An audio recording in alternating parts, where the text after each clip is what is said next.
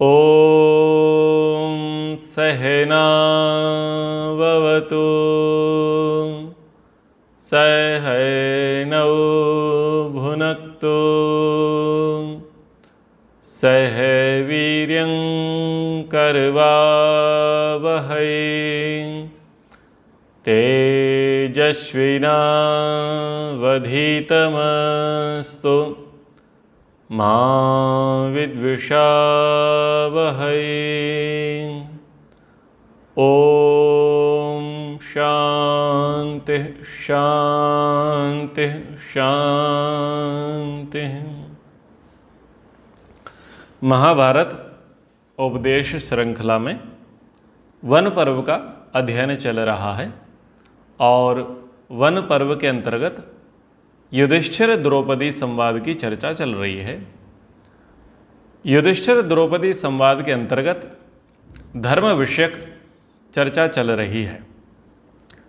महारानी द्रौपदी व्याज स्तुति अलंकार का आश्रय लेकर के धर्म की दुहाई दे रही हैं महाराज युधिष्ठिर को कि आप सब छोड़ने के लिए तैयार हैं, परंतु धर्म को छोड़ने के लिए तैयार नहीं हैं और इस धर्म का पालन करने के कारण से, अत्यंत धर्मावलंबी होने के कारण से, यानी धर्म की अति कर देने के कारण से हम सब अपना राज्य छोड़ करके वन में आ गए हैं और अनेक प्रकार के अभावों और कष्टों को झेल रहे हैं। तो अब तो आप कम से कम धर्म की दुहाई मत दो। क्या धर्म की दुहाई मत दो? द्रौपदी जी का हेतु है कि 13 वर्ष का जो वनवास हमें मिला है उसको आप 13 महीने मान करके, आपत धर्म मान करके, और 13 महीने पूरे हो करके सीधे आप युद्ध के लिए प्रयास करो, अपने राज्य को पाने का प्रयास करो। आप 13 वर्षों तक की प्रतीक्षा यहाँ पर मत करिए और मत कराइए, धर्म की दुहाई मत दीजिए। तो मुख्य प्रयोजन द्रौपदी का ये है, क्योंकि वह जानती हैं कि इन्होंने वचन दे दिया है अथवा संकल्प ले लिया है अथवा धर्म के बंधन में बंधे हैं, तो ये टस से मस नहीं होंगे, सबको छोड़ देंगे परंतु धर्म को नहीं छोड़ेंगे। तो इन भावों को ध्यान में रखते हुए द्रौपदी ने धर्म के नाम पर महाराज युधिष्ठिर को उलाहना देने का प्रयास किया। अब महाराज युधिष्ठिर द्रौपदी को प्रत्युत्तर देते हैं कि आपके अंदर नास्तिकता प्रवेश कर चुकी है, और अपना पक्ष रखते हुए महाराज युधिष्ठिर कहते हैं कि मैं जो धर्म का कार्य करता हूँ वो किसी कामना को ध्यान में रख करके नहीं करता। जो लोग कामना को ध्यान में रख करके या मुझे धर्म का फल मिलेगा ऐसा ध्यान में रख करके जो धर्म का अनुष्ठान करते हैं, धर्मवादी लोगों की दृष्टि में वो लोग धर्म का दोहन करने वाले हैं। यानी एक प्रकार से सकाम कर्म की निंदा महाराज युधिष्ठिर के द्वारा करी गई और निष्काम कर्म की प्रशंसा महाराज युधिष्ठिर के द्वारा करी गई। उन सब लोगों को एक दर्पण दिखाने का भी प्रयास महाराज युधिष्ठिर ने किया, या ये कहें कि महाभारतकार वेद व्यास जी ने किया कि धर्म का पालन हमेशा धर्म मान करके करना चाहिए। धर्मानुष्ठान, धर्म करना हमारा धर्म है ऐसा मान करके करना चाहिए। किसी फल की आकांक्षा को ध्यान में रख करके धर्मानुष्ठान नहीं करना चाहिए। क्यों? क्योंकि अगर यदि धर्मानुष्ठान करेंगे तो धर्म का फल ही सुख है, वो तो स्वयमेव मिलेगा ही। इसलिए हमें सुख मिले, मेरी कामना पूर्ण हो, इच्छा पूर्ण हो, ये भाव रखना। ये भाव कैसे हैं? बोले ओछे भाव हैं, स्वार्थी भाव हैं, इनको लाने की आवश्यकता ही नहीं है। धर्म करेंगे तो सुख अवश्य में भी मिलेगा। तो कह रहे हैं ना धर्म फलम आपनोति यो धर्मम दोग्धुम इच्छति यश्येन संकते कृत्वा नास्तिकत्यात् पाप चेतनः। जो पापी मनुष्य नास्तिकतावशात धर्म का अनुष्ठान करके उसके विषय में शंका करता है, धर्म को दोहना चाहता है, उसे धर्म का फल बिल्कुल भी नहीं मिलता। धर्म के क्षेत्र में शंका नहीं करनी चाहिए। यह बात महर्षि व्यास युधिष्ठिर के माध्यम से द्रौपदी को कहलवा रहे हैं और हम सभी को समझाने का प्रयास कर रहे हैं कि धर्म के क्षेत्र में शंका नहीं करनी चाहिए।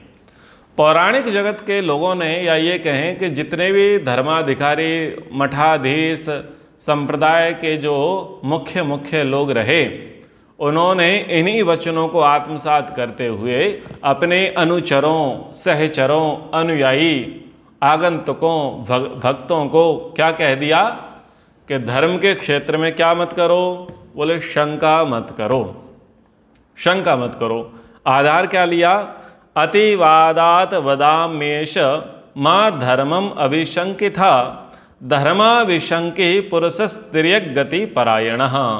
यानी यहाँ पर महाभारतकार ने कहा कि सारे प्रमाणों से ऊपर उठ कर के शास्त्रों को लंबे समय तक पढ़ने समझने के बाद मैं इस निर्णय के तट पर पहुँचा हूँ कि मनुष्य को धर्म के विषय में शंका नहीं करनी चाहिए। जो मनुष्य धर्म में संदेह करता है, शंका करता है, वह मनुष्य योनि से च्युत होकर के पशु पक्षियों की योनियों को प्राप्त करता है। तो ये बात यहाँ पर कही है कि यदि आप धर्म के संबंध में शंका करेंगे तो आपको नारकीय योनियाँ मिलेंगी। पशु पक्षी योनि कौन सी है? नारकीय योनि मिलेगी। अब बात तो बहुत सही कही शास्त्र के अंतर्गत, और उसका आधार लेकर के किन को डराया गया, किन को बहलाया गया, किन को फुसलाया गया? जो थोड़ा बहुत धर्म के विषय में जिज्ञासा रखने वाले थे, जो धर्म के विषय में थोड़ी सी शंकाओं का समाधान चाहते थे, जो धर्म के विषय में कुछ उलझे प्रश्नों को सुलझाने की इच्छा रखना चाहते थे, वो लोग जब मठाधीशों के पास, संप्रदायवाद के मुखियाओं के पास, धर्मध्वजी लोगों के पास और पीर पैगंबर के पास जब पहुंचते हैं, तर्क करते हैं, कुछ जानने का प्रयास करते हैं, तो ये लोग इसी वचन को कहते हैं कि धर्म के विषय में शंका मत करो। यदि तुम धर्म के विषय में शंका करोगे तो तुम्हें नरक की योनि मिलेगी, तुम्हें पशु पक्षी की योनि मिलेगी। इस्लाम में भी कह दिया कि दीन पर ईमान लेकर के आओ, यानी मजहब पर ईमान लेकर के आओ। यदि तुम इस पर शंका करते हो, संदेह करते हो, तो तुम दीन से भटक गए हो, और इतने भटक गए हो कि अब तुम पर कुफ्र का फतवा लगा दिया जाएगा। यही स्थिति जैन मत में भी देखने को मिलती है कि जब जैन मंदिर में बैठे हुए जो उनके पुजारी जी हैं, वो जैन ग्रंथों का अध्यापन कराए, व्याख्यान करे तो ठीक है, लेकिन वही जैन ग्रंथ आप अपने पास रख लेवें, अपने पास लेकर के आ जावें, स्वयं उनके हाथ से ले लेवें, पढ़ने लग जाएं, अथवा मार्केट से आप उसको लेकर के आ जावें, तो वो कहते हैं अब यह दूषित हो गया, यह खंडित हो गया, यह अब पढ़ने योग्य नहीं रहा। आश्चर्य की बात है कि वो जो पंडित पुजारी जैन मंदिर के हैं, वही उसका व्याख्यान कर रहे थे। तब तक वो व्याख्यान शुद्ध था, पवित्र था, पुस्तक ठीक थी, सब कुछ ठीक था। लेकिन यदि किसी जिज्ञासु ने उस पुस्तक को हाथ में लेकर के पढ़ने की इच्छा करी, तो अब वो कैसे हो गई? वो पढ़ने योग्य नहीं रही, वो जानने योग्य नहीं रही, वो समझने योग्य नहीं रही। ऐसे ही बातें आपको हमारे जो हिंदू मत है उसके अंदर भी कुछ विकृतियां देखने को मिल जाएंगी कि वाल्मीकि रामायण है, रामचरितमानस है, भागवत है, जो भी गीता है, जो भी एक मानते हैं, तो यदि वो जाति विशेष ब्राह्मण के हाथ में है, ब्राह्मण उसका व्याख्यान कर रहा है, तब तक तो सारी बातें ठीक हैं। लेकिन अगर दूसरी जाति का व्यक्ति व्यासपीठ पर बैठ जावे अथवा वो उसका व्याख्यान करने लग जावे, तो उसको गलत सिद्ध कर दिया गया। ये मान्यताएं जो है मध्यकाल में बहुत ज़्यादा चली, और मध्यकाल की को ज़्यादा लेने की आवश्यकता है ही नहीं है। अगर हम अभी वर्तमान आज़ाद भारत की बात करें तो ये घटनाएं 30 वर्ष पहले की हैं। 30-40 वर्ष, जब ये टेक्नोलॉजी का युग इतना ज़्यादा नहीं था, सोशल मीडिया का ज़माना इतना नहीं था, तब ये धर्म के विषय में ये जो प्रपंच हैं बहुत ज़्यादा मात्रा में विद्वान थे। यानी धर्मोपदेश, जो धर्मशास्त्र हैं उनका व्याख्यान जो ऑथेंटिक व्यक्ति मान लिया गया, परंपरागत तरीके से, जन्मना तरीके से, केवल वही उसका वाचन और गायन करेगा और उसके इतर कोई नहीं करेगा।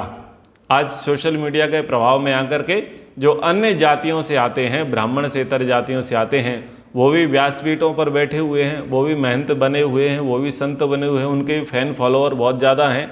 तो अभी क्या है कि उतना विरोध नहीं है, लेकिन पहले विरोध रहा। तो ये जो धर्म के विषय में अपनी ढपली अपना राग गाने की जो आदत रही या रोग रहा, ये सभी के अंदर रहा। इस्लाम में भी यही है, आज भी है, ईसाइयत में भी यही है, जैनिज्म में भी यही है, और जितनी मान्यताएं हैं उनमें आप जाएंगे तो यही स्थिति देखने को मिलेगी। आप देखते होंगे कई स्थानों पर, इवन वृंदावन में तो एक ऐसा पोस्टर वायरल हुआ जहाँ पर ये कहा गया कि जैसे आप अपने जूते चप्पल बाहर छोड़ करके आते हो, ऐसे ही बुद्धि को भी बाहर छोड़ करके आना, यानी धर्म में क्या नहीं करना, तर्क नहीं करना। तर्क करने का तो विधान है, महर्षि मनु जी ने विधान दे रखा है, यस तर्केण अनुसंधेत धर्म वेदना इतरह। अगर धर्म को जानना चाहते हो, समझना चाहते हो, तो तर्क का आश्रय लो, बिना तर्क के धर्म में प्रवेश नहीं होगा। संविधान निर्माता इसके लिए अनुमति प्रदान करते हैं कि धर्म को तर्क की तराजू पर तौल करके देखो, माप करके देखो, जान करके देखो। लेकिन यहां पर जो कहा गया कि धर्म के विषय में संदेह मत करो, धर्म के क्षेत्र में शंका मत करो, अन्यथा नरक की प्राप्ति होगी, इस वाक्य का तात्पर्य तो निकाल करके लाना चाहिए। द्रौपदी कोई मूर्ख स्त्री नहीं है, अनपढ़ नहीं है, वो विदुषी हैं, राजरानी हैं, और विद्वान पिता की, धर्मात्मा पिता की उत्तम संतान है। विद्वान भाई की, महारथी भाई की उत्तम बहन है, और अच्छी योग्यता से वह ओतप्रोत है। धर्म के महत्व को, धर्म के मर्म को वो है अच्छी प्रकार से जानती हैं। पर यहाँ पर जो प्रसंग है वो इस प्रकार से है कि धर्म के विषय में शंका करोगे तो पशु पक्षी की योनि प्राप्त हो जाएगी। ये कोई नई बात नहीं कही गई है। महर्षि मनु जी ने इसी बात को दूसरे प्रकार से कहा, और वहां पर क्या कहा कि जो मनुष्य वेदादि, जो विप्र, जो ब्राह्मण, ऐसा कहा गया, जो ब्राह्मण वेदादि शास्त्रों को छोड़ करके अन्यत्र ग्रंथों में परिश्रम करेगा, वह शीघ्र ही पुत्र पौत्र सहित शूद्र भाव को प्राप्त होगा। यही बात as it is Swami Dayanand Saraswati ji ने सत्यार्थ प्रकाश में कही कि वेद को छोड़ करके अन्यत्र ग्रंथों में यदि परिश्रम करेंगे तो आपका परिवार जो है, पुत्र पौत्र सहित आप लोग शूद्र भाव को प्राप्त हो जाएंगे। कहने का तरीका दोनों जगह एक है, समझाने का तरीका दोनों जगह एक है। यहां पर भी कह रहे हैं कि धर्म में शंका करोगे तो पशु पक्षियों की योनियों में जाना पड़ेगा। शंका का मतलब है आस्था का डिगना, शंका का अर्थ है नास्तिकता का आगमन हो जाना, शंका का अर्थ है कि धर्म में रुचि ना होना। जब व्यक्ति धर्म में रुचि नहीं रखेगा तो किस में उसकी प्रवृत्ति हो जाएगी, उसकी अधर्म में प्रवृत्ति हो जाएगी। जब आस्तिकता नहीं रहेगी तो नास्तिकता आएगी ही। जब आस्तिकता नहीं है, धार्मिकता नहीं है, तो निश्चित रूप से वह श्रेष्ठ कर्म नहीं करेगा, और जब श्रेष्ठ कर्म नहीं करेगा, शुभ कर्म नहीं करेगा, तो निसंदेह उसका टिकट पक्का ही है नारकीय योनियों का। अब बात करते हैं महर्षि मनु की। महर्षि मनु कह रहे हैं कि जो मनुष्य वेद आदि शास्त्रों को छोड़ करके, यानी जो विप्र, जो ब्राह्मण वेद आदि शास्त्रों को छोड़ करके अन्य ग्रंथों में परिश्रम करता है। अन्य ग्रंथ कैसे हैं? मिलावटी। अन्य ग्रंथ कैसे हैं? सांप्रदायिक। अन्य ग्रंथ कैसे हैं? मनुष्य प्रोक्त हैं। और वेद आदि शास्त्र कैसे हैं? ईश्वर प्रोक्त हैं, ईश्वर की वाणी है। तो जो ईश्वर की वाणी को छोड़ करके साधारण मनुष्यों की वाणी, साधारण लेखकों की पुस्तकों को पढ़ने में जो परिश्रम करेगा, तो क्या उसकी बुद्धि का स्तर नहीं गिरेगा? निश्चित रूप से गिरेगा। भाई, वेद पढ़ने का मतलब ब्रह्म की संगति, और अन्य पुस्तक पढ़ने का मतलब एक सामान्य लौकिक विद्वान की संगति। तो एक सामान्य विद्वान की संगति और ब्रह्म की संगति में अंतर नहीं होगा क्या?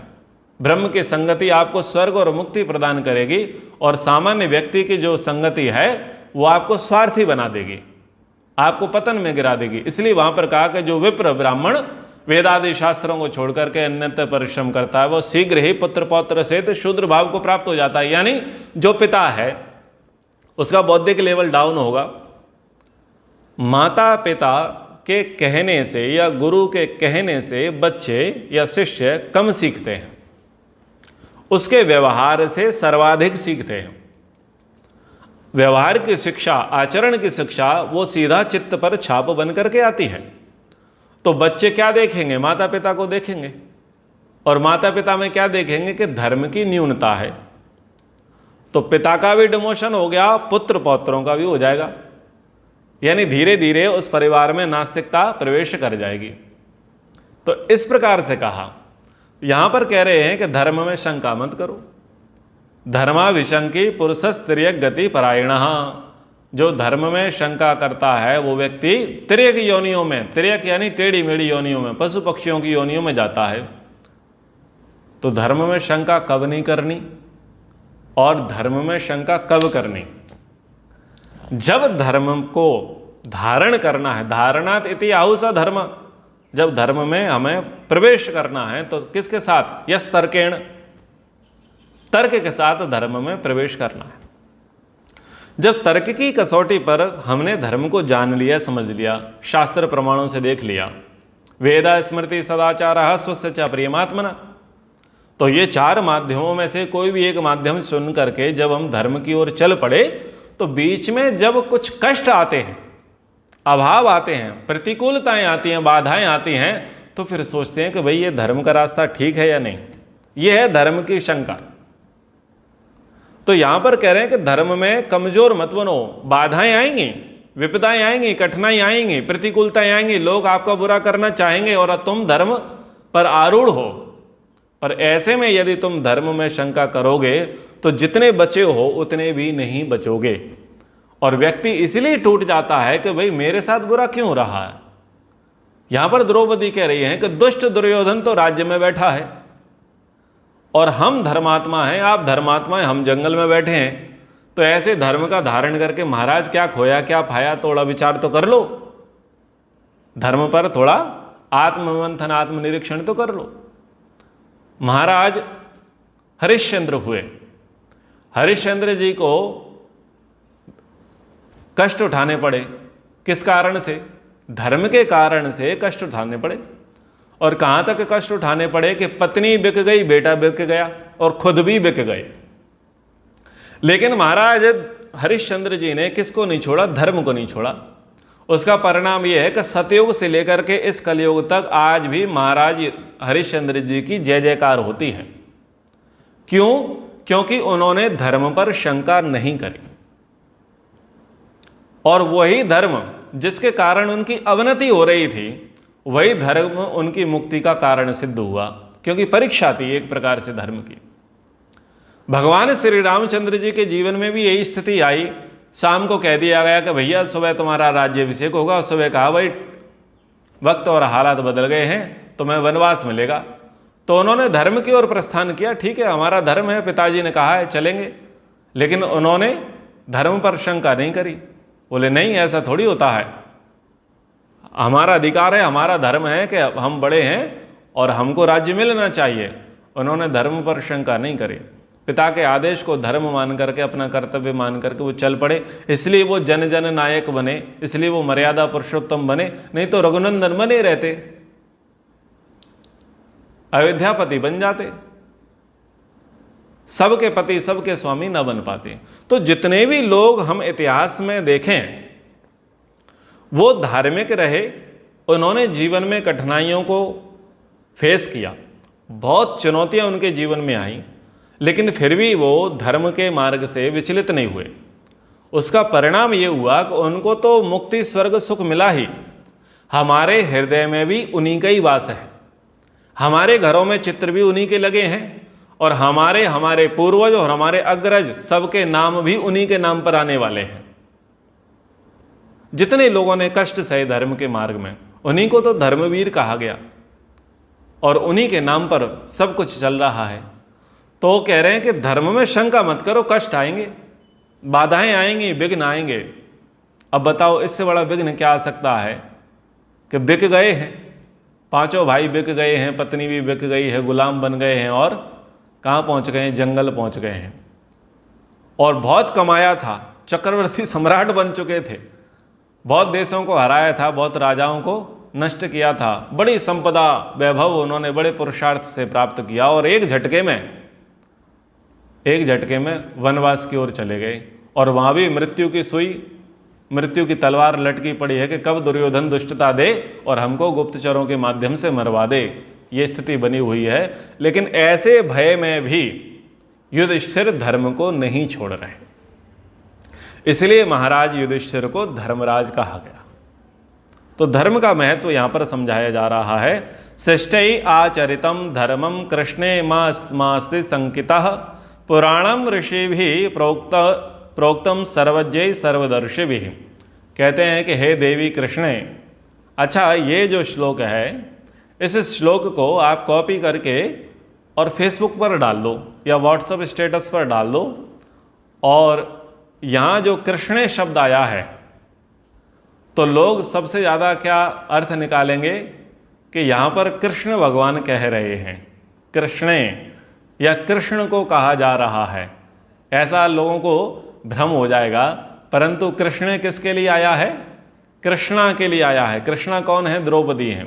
द्रौपदी के लिए शब्द आया है। क्या कह रहे हैं द्रौपदी से कि सर्वज्ञ सर्वदृष्टा महर्षियों द्वारा प्रतिपादित जो हमारे पूर्वज ऋषि थे, जो हमारी अपेक्षा से बहुत कुछ जानने वाले थे, जिन्होंने बहुत कुछ देखा था, और हमसे पूर्व जो शिष्ट सभ्य लोग थे उनके द्वारा जो आचरण में किया गया और जिन्होंने उस धर्म को जीवन में धारण किया, उस प्राचीन धर्म पर शंका नहीं करनी चाहिए। एक हेतु दिया कि हम जिस धर्म का आचरण कर रहे हैं, जिस धर्म का हम अनुष्ठान कर रहे हैं, जिस धर्म को हम पालन कर रहे हैं, वो ऋषि मुनियों उपरोक्त है, प्राचीन जो महर्षियों, शिष्ट पुरुषों, अच्छे लोगों के द्वारा वो आचरित है, प्रतिस्थापित है, उन्हीं का उदाहरण इसमें भरा पड़ा है, तो उस पर हमें शंका नहीं करनी चाहिए। धर्म एव प्लवो न अन्य स्वर्गम द्रौपदी गच्छताम सैव नौ सागरस्यैव वणिजा पारमिक्षतः। जैसे समुद्र के पार जाने की इच्छा वाले वणिक के लिए जहाज की आवश्यकता होती है, वैसे ही स्वर्ग में जाने के लिए धर्माचरण ही जहाज है और कोई दूसरा जहाज नहीं है। तो वैश्य है, व्यापार कर रहा है, व्यापार के लिए नौका में बैठा है और नौके से उसको एक तट से दूसरे तट पर जाना है, तो माध्यम क्या बना है? जहाज बना है।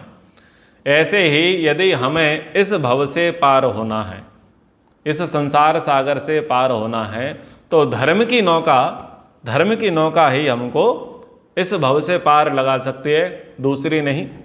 तो यहाँ पर भी धर्म की महत्ता कही। महर्षि व्यास ने कह दिया कि लोभ से, क्रोध से, भय से किसको मत त्यागो? बोले धर्म को मत त्यागो। सुख दुख और उनके हेतु तो अनित्य हैं, सदा रहने वाले नहीं हैं। महर्षि जो भर्तृहरि हुए, भर्तृहरि ने भी क्या कह दिया कि सब कुछ यहीं पर धरा रह जाएगा। धनानि भूमौ पशवश्य गोष्ठे भार्या गृह द्वारे जन श्मशाने और देह शितायाम परलोक मार्गे। धनानि भूमौ, धन जितना भी है, चल चल संपत्ति धरती पर धरी रह जाएगी। धनानि भूमौ पशवश्य गोष्ठे, और जितने भी घोड़ा गाड़ी हैं, 2 व्हीलर 4 व्हीलर 6 व्हीलर 3 व्हीलर जो भी हैं, वो सब गैरेज में, बाड़े में और खेत खिरान में खड़े रह जाएंगे। धनानि भूमौ पशवश्य गोष्ठे भार्या गृह द्वारे, और जो तुम्हारी प्रियतमा जीवन संगनी है कहाँ तक साथ देगी? बोले घर के दरवाजे तक। और जिन समाज वालों की तुम सबसे ज़्यादा चिंता करते हो, ये बड़ी समस्या है। लोग अपने से ज़्यादा समाज की चिंता बहुत ज़्यादा करते हैं। बोले समाज के लोग क्या कहेंगे, समाज के लोग क्या कहेंगे। तो वो समाज के विषय में कह रहे हैं कि ये समाज शमशान तक जाएगा केवल, और वहाँ भी वो कहते कहते ही जाएगा और कहते कहते ही आएगा। समाज होता ही इसीलिए है, कहने के लिए। अगर समाज कहे नहीं तो फिर किस मतलब का समाज है? पर यह समाज कहाँ तक का साथी है? समाज जो है शमशान तक का साथी, इसलिए समाज की ज़्यादा चिंता करो। पत्नी घर के दरवाजे तक के साथी है, इसलिए उसकी कम चिंता करो। धन संपत्ति वहीं धरती पर धरी रह जाएगी, उसकी कम चिंता करो। लेकिन ये समाज कम से कम शमशान तक साथ जा रहा है, उसकी थोड़ी ज़्यादा चिंता कर लो। लेकिन सबसे बड़ी बात कही कि जलोगे तुम अकेले, जलेगा तुम्हारा शरीर, आग इसी को लगेगी। वो समाज को आग लगने वाली नहीं है, वो संपत्ति को आग लगने वाली नहीं है, वो पत्नी को, जीवन संगनी को आग लगने वाली नहीं है। तुम्हारा साथी कौन है? एक तुम्हारा शरीर है, दूसरा तुम्हारा धर्म है। तो शरीर जो है जल जाएगा, भस्मीभूत देहा, शरीर भस्म हो जाएगा और तुम्हारे कर्म यानी जो तुम्हारा धर्म है, जो तुम्हारी पूंजी है, वो तुम्हारे साथ जाएगी। तो यहाँ पर का धर्माचरण ही क्या है? जहाज है जो आपको पार कराएगा एक स्थान से दूसरे स्थान ले जाने में। अफलो यदि धर्मम धर्म स्यात् चरितो धर्माचार्य भी अप्रतिष्ठे तमस्तेजत जगन्मन जेद निंदते। कहते हैं कि हे द्रौपदी, यदि धर्मपरायण पुरुषों द्वारा पालित धर्म निष्फल होता तो यह संपूर्ण जगत असीम अंधकार में डूब जाता। तो महाराज युधिष्ठिर कहते हैं कि यदि जो धर्मपरायण पुरुष हैं, जो वर्तमान में हैं और जो पहले हुए थे, अगर वे भी इस प्रकार से धर्म में शंका करते तो ये जो संसार है ये रसातल की ओर चला जाता, अंधकार में डूब जाता। पूर्वजों के द्वारा धर्म का पालन किया गया और धर्म का पालन जब उन्होंने किया तो धर्म कभी निष्फल नहीं हुआ, उसने फल ही दिया है और इसीलिए संसार टिका हुआ है, धर्म के कारण ही टिका हुआ है। देखो, बहुत अच्छी बात पिछले प्रसंग में भी महाराज युधिष्ठिर ने कही कि क्रोध से दुनिया नहीं चलती, दुनिया क्षमा से चलती है। सारे व्यवहार क्षमा से ही सिद्ध हैं। अगर छोटी छोटी बातों पर हम क्रोध करने लग जाएं तो फिर कोई किसी की क्षमा ही नहीं करेगा। जब किसी को कोई क्षमा ही नहीं करेगा तो बताओ एक दिन भी ये दुनिया चल सकती है? नहीं चल सकती। आप मेट्रो ट्रेन में यात्रा करो और वहां सब कैसे हो?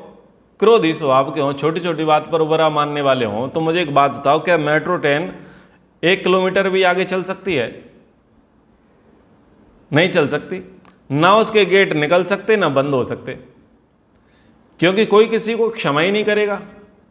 किस बात पर? यहां टच कैसे कर दिया, कौन ही टच कैसे कर दी, बैठने क्यों नहीं दिया, घूर क्यों रहे हो, फोन क्यों चला रहे हो? फिर तो व्यक्ति का पारा गर्म होगा ना। तो ना तो मेट्रो ट्रेन चल सकती, ना रेलगाड़ी चल सकती, ना प्लेन चल सकती। और तूने ओवरटेक कैसे किया भाई?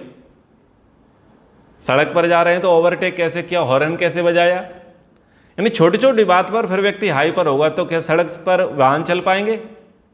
नहीं चल पाएंगे। और छोड़ो, क्या हम लोग घर में साथ रह पाएंगे? अब सब्जी आपके मतलब की ना बनी, दाल अपने मतलब की ना बनी और हमको टाइम से पहले उठा दिया तो बोलो झगड़ा होगा कि नहीं होगा? क्या घर में भी 24 घंटे रहा जा सकता है? क्रोध के माध्यम से नहीं रहा।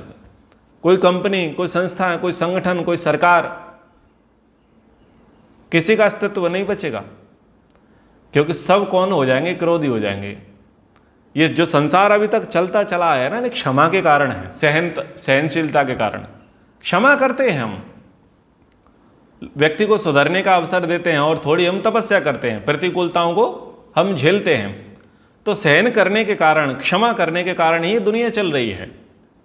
और यहां पर कहा कि धर्म के कारण ही ये संसार चल रहा है, नहीं तो संसार अंधकार में हो जाता।